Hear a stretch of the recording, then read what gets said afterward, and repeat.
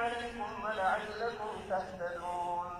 كما أرسلنا فيكم رسولا منكم يتلو عليكم آياتنا ويزكيكم ويعلمكم الكتاب والحكمة ويعلمكم ما لم تكونوا تعلمون.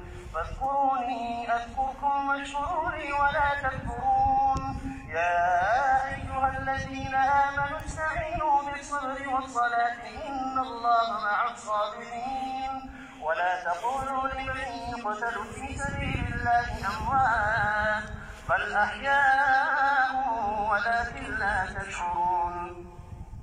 ولنبلونكم بشيء من الخوف والجوع ونقص من الأموال والأنفس والثمرات وبشر الصابرين الذين إذا أصابتهم مصيبة قالوا إنا لله وإنا إليه راجعون.